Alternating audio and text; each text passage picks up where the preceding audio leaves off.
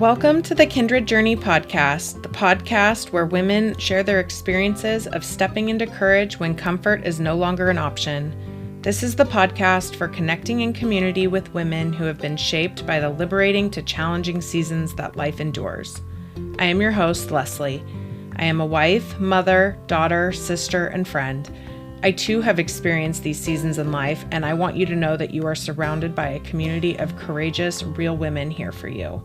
I can't wait to connect, so grab your favorite beverage and join me on this kindred journey. Gosh, I don't even know where to begin. This conversation spoke to my soul. Pam is near and dear to my heart. She is such an amazing woman with so much love to give and exuberates her love of connection and community with other women. She shares how knowing the unconditional love of God and how loved she is has given her the courage to step out of her comfort zone throughout her life. She says the fear of rejection and failure is worth the risk because she knows that she is the one missing out if she doesn't do the thing that God is calling her to do. I absolutely love that.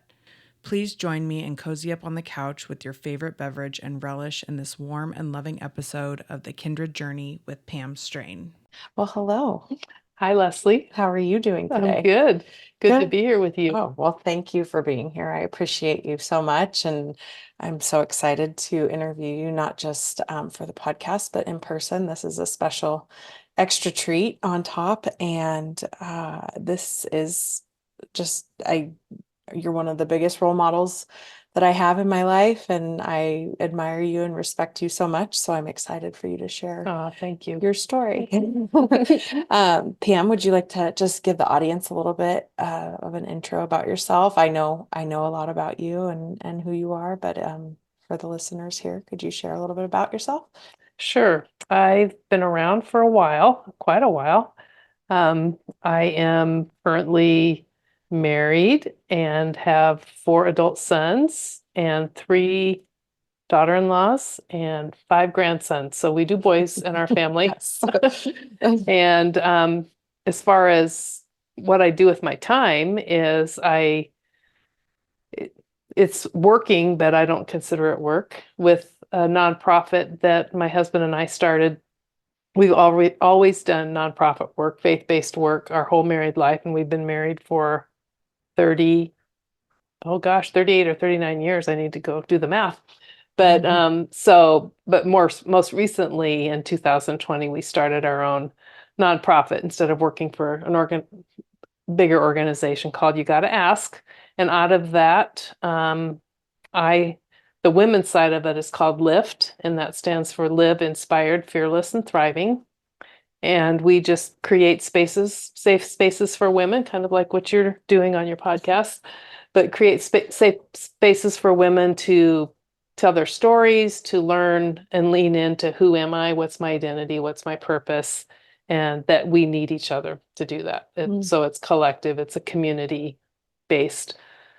So we do large events and we do small discussion groups, and just my favorite part is following up with the women that come and just getting to hear their story. And my heart behind all of that is because my life has been changed by what I call the unconditional love of God. My heart is to help women to know that same love and just to create places to break down barriers and give them opportunity to really think and ask questions about why they believe what they do or not believe what they do, and but ultimately just to know how loved they are. I think that's so beautiful, and I can be a testimony of that. I have been a part of the LIFT group since 2016, I think, or 2017. And when I Sounds about right. Yeah, when I first moved here to Boise, Idaho, and just the opportunity that you've provided me to connect with other women and feel a sense of community and belonging through your organization and what you do for women here in the Treasure Valley is so important, especially when I did find you. I was in my mid-20s and single and just moved here for my job and didn't have that sense of community quite yet here. And it was intimidating to go to your first or my first event. Maybe we can share that a little That'll bit. become part of the story. Yeah. But I'm just forever grateful for you. So thank you for what you do and for being here and just sharing the love of God is something that is much needed too in this world. So thank you for doing that.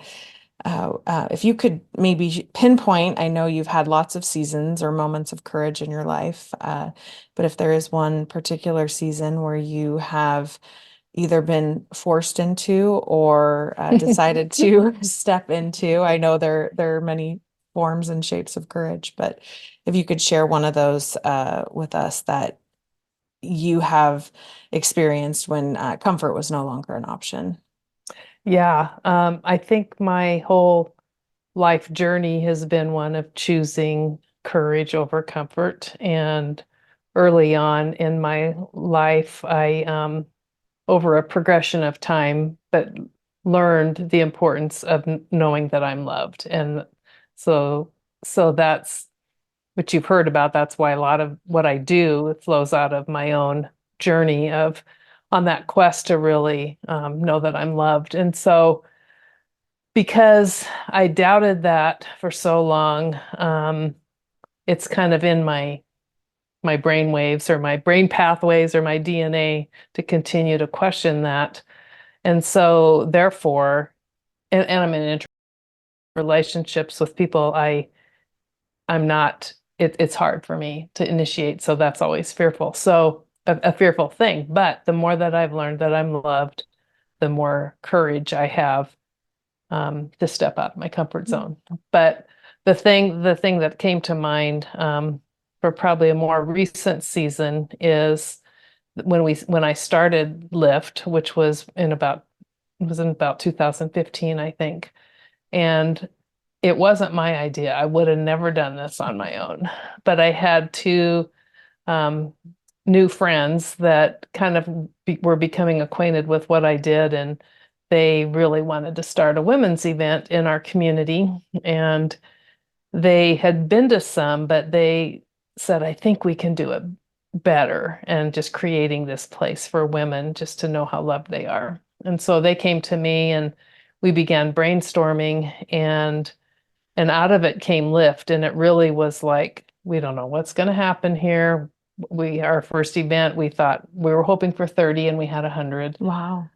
But but the reason why I say this was kind of a place where I had to choose courage and ultimately faith is because like I said, I would have never done that by myself because I'm not that person. Hmm. But what made it easier was to have people coming in and believing in me. But then we started it and then it became a snowball. And so that was a little scary too, because it got bigger and bigger. And so I don't, I think we're all leaders. I mean, leaders, anybody with influence, but I often see the leaders of an event or an organization. Usually, to me, they're very extroverted, very strong women, and I thought I'm not that person. I don't know if I can keep doing this. I don't know if I have what it takes. So, but it launched, and then the very first event, and this is where again feel like anybody but me um, is was one of the speakers at the first event. Okay. And again, that's another scary thing for me because I'd much rather be like what we're doing here,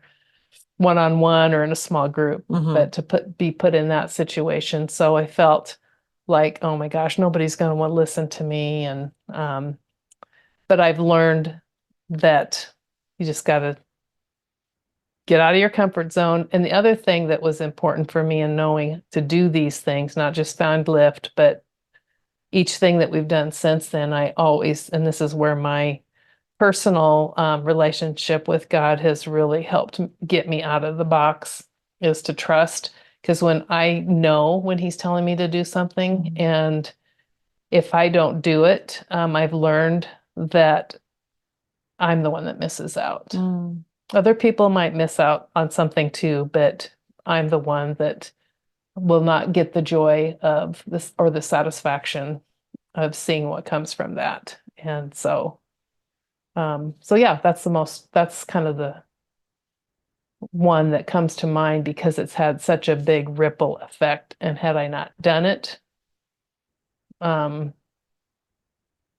I wouldn't have met you. Yeah, that's a great segue into maybe how we connected. Yeah. I love that, Pam, so much. And maybe you could just share briefly, since we're off the heels of this.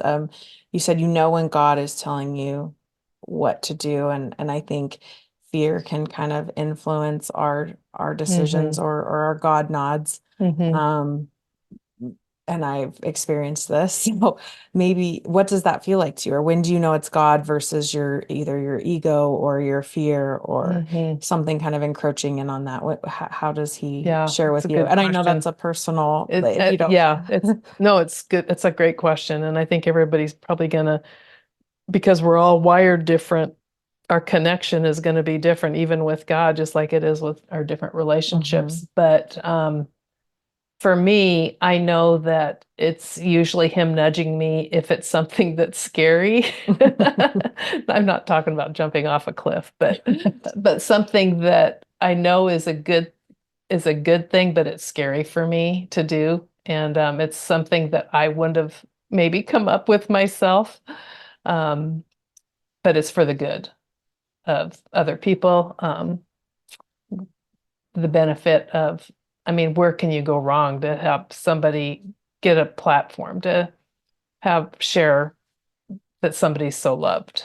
Right. And so, um, and then I've just learned over time to, you know, trust that instinct. And another thing would be, another example of that would be sometimes, and I think probably you and your listeners have experienced this, where somebody comes to mind, like, I need to reach out to so and Mhm. so, and I need to send them a note or drop by or give them a call.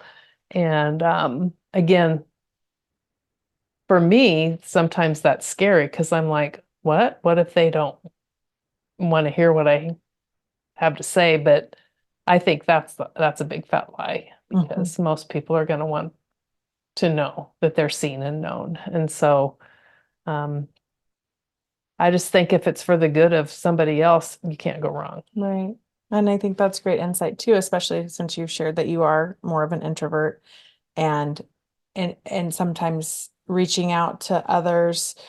It's not that I've had this conversation with some of my introverted friends, like, because I'm a very extroverted person who likes to reach out and connect and communicate, that it's not that my introverted friends aren't thinking about me, they just don't have that initiation strength to reach out, or because it's not how they're Right, wired, right, it's how extroverts right. are wired. And So there's a fear of rejection, mhm, and there also in the bigger events, there's like say speaking or putting on an event, there's a fear of failure. mhm, Um, what if this flops? What if nobody comes? And um, I've just learned, you know what? It's worth the risk, birth risk, I even love if that. one person comes. If you can impact one person's life, Yep, you've done a good thing. yep.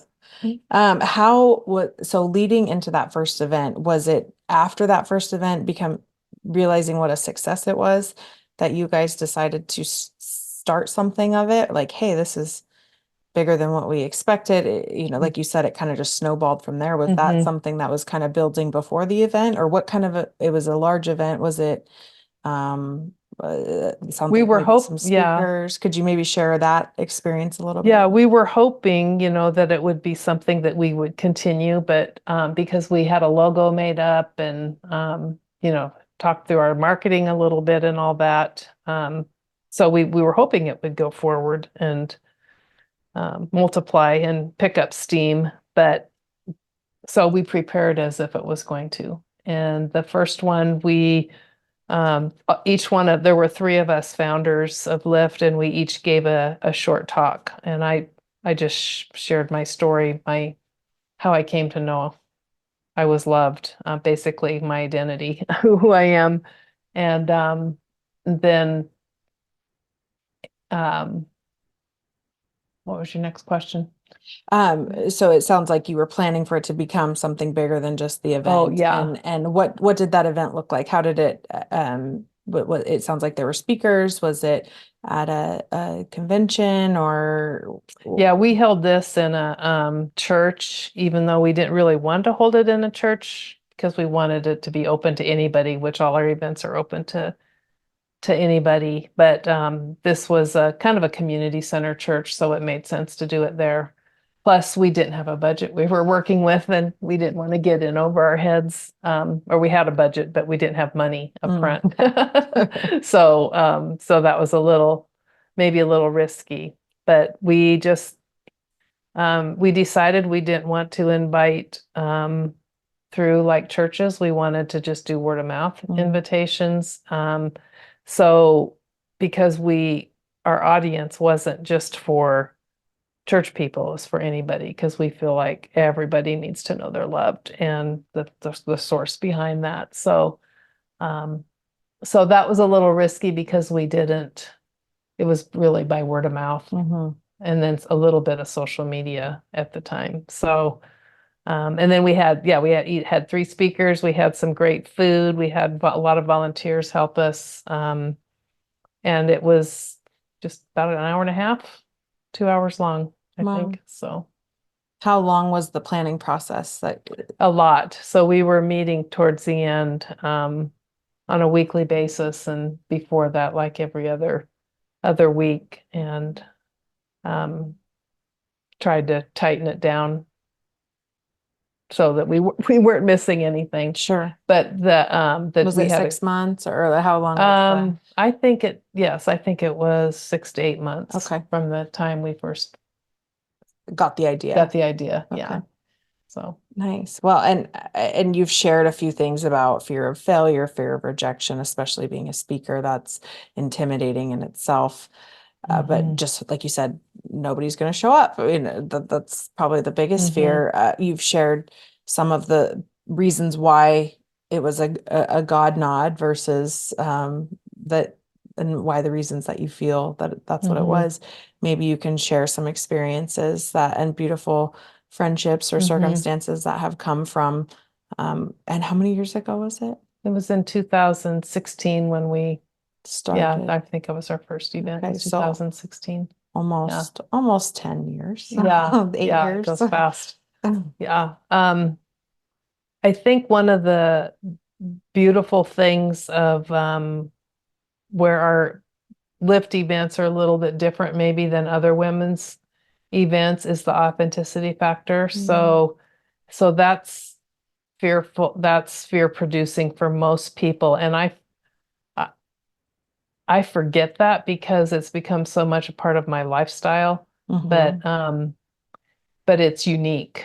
You don't see it very much. And obviously you have to be careful. You can't just throw your precious things out to anybody at any time. But I think that the the women in particular that come are drawn to that, and because it's not their norm. And so they're hearing women up front be real. And so that's risky. I mean, that feels risky to me to invite people into that sometimes, knowing that it's not just going to be a motivational type speaker, but it's going to be somebody that's going to be in the trenches with yes, you. yep, Yeah. get into your business a Right. little bit if you want to. Right. And that could be intimidating for somebody like me who vulnerability is not a fearful thing for me. Yes. I sometimes feel like I'm too vulnerable Yeah. to a flaw.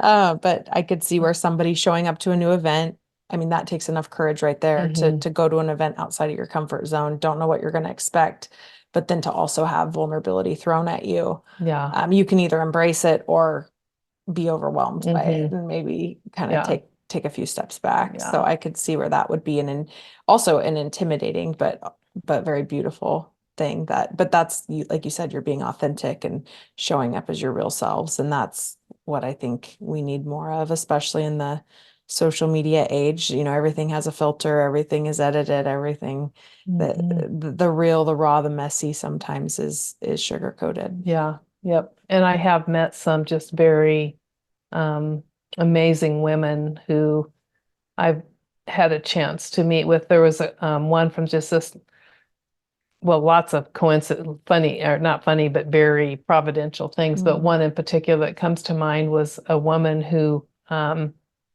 came and I'm trying to remember the comment. So we always do comment cards where they can kind of let us know if they want to be involved in another group or what kind of their takeaways from the night. And this particular woman said on her comment card, I don't know how to receive love. Hmm. And I can't love, something like that. And I followed up with her and met with her, and she told me that she says, I can't believe I put that on there because I wished after I put it in the box, I wanted to go Get take it. it back. Yeah. But but I got to the privilege of hearing her story and hearing why, and she has very good reason not to because of her upbringing and her marriage, failed marriage, and Mm. all that. But that was just a reward for, okay, we got to keep doing these, even if it's just one, but it's never just one. It's usually several people. And I remember meeting you, Leslie, for the first time because you came to the event. You were invited by somebody, I think, who was on the Mhm. panel that night, but we did a follow-up discussion group, a book group. Mhm. And I remember Leslie showing up at my door, not knowing me, not knowing where she was going with her book. And Nope. I almost didn't show up. I think that was definitely a courage moment for me because like we just shared about somebody showing up to a new event, that not knowing what to expect takes a lot of courage. And yes, I was invited by a friend of one of the panelists that you had on at the Boise State Mhm. event in 2017. And I remember all the excuses under the sun that I was trying to make.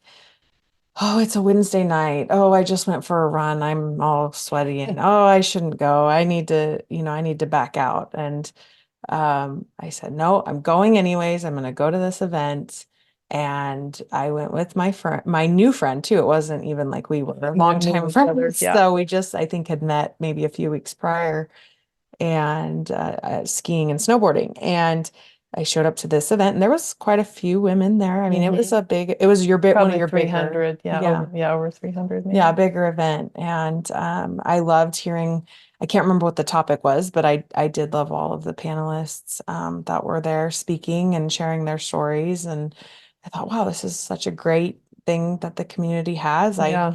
I'm looking for something like this, especially moving here, I think, what, 8 months prior and in my mid 20s, didn't have a college hub. I wasn't married, so I didn't have a marriage hub. I didn't have a lot of friends. I had some friends here when I Hmm. moved, but um, yeah, I was looking for connection with women. And Hmm.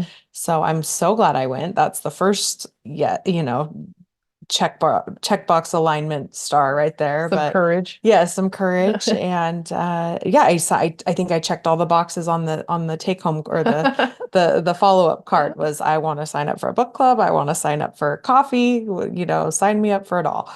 And I remember starting that book club. Like it was one of the A Brene Brene Brown book. Brown's. Gosh, do you remember which one it was? It was Um, Living, no, Daring Daring Greatly. Greatly. Yeah. Daring Greatly. And I remember I was getting off from, it was a day I had to go for a long drive for a property inspection. I think it was a really long day. And I made it to Eagle in time to grab some dinner at a restaurant before going over to your house. And I was sitting there and almost didn't go. I was Mhm. trying to find every Reason. excuse Yep. That's how it not to works. go to, to this book club. I think I even had a beverage or two, an adult cocktail or two, just to muster up Liquid that courage. yeah, that liquid courage helped me out with that meeting. And so I showed up and yeah, I knocked on your door and it was a wonderful book club. Met a few wonderful gals from it and have also connected with from other your smaller events that your women small groups. I don't know what you call the smaller events at women's homes Yeah, that just the topics yeah, and just themes on topical life and discussions. Yeah. yeah.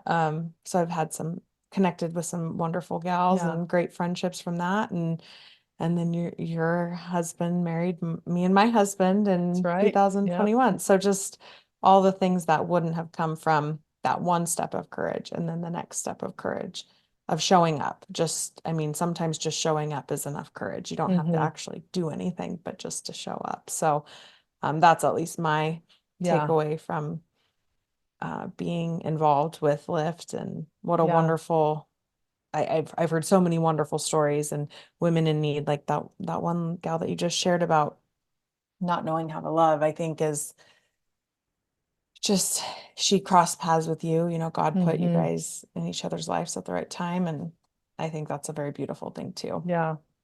Most recently the I just started, and this was fearful uh, for me to do this.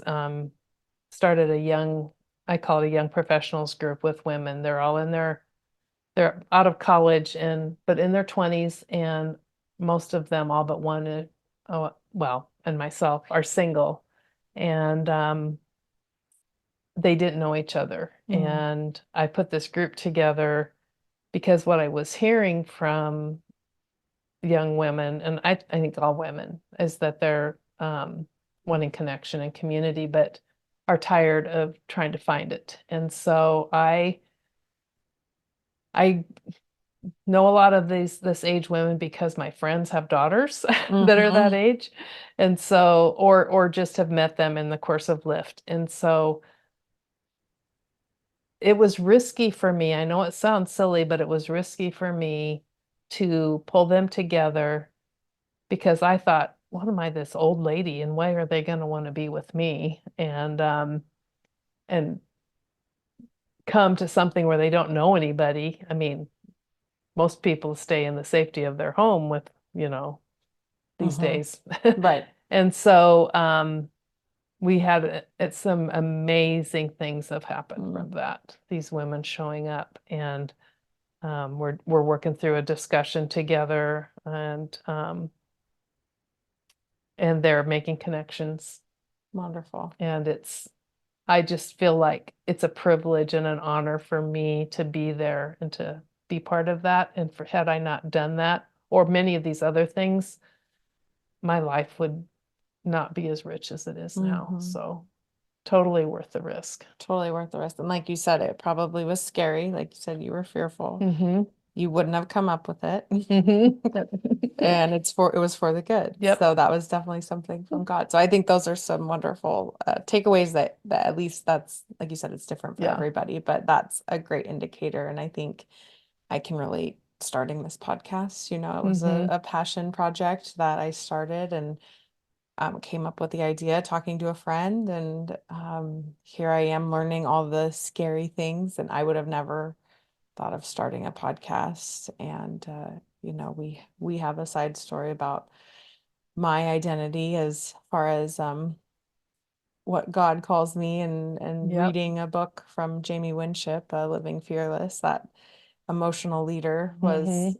was what came to me and I was like, I don't even know what that means. And this was about 6+ months ago that this Yeah. happened. And so just kind of how things unfold and Yep. maybe this is God working in ways Yep. that I don't see where it's going, but I'm enjoying doing it. Yep. And it is scary putting my voice out there and others and sharing other stories That's out right. there. So Get it back.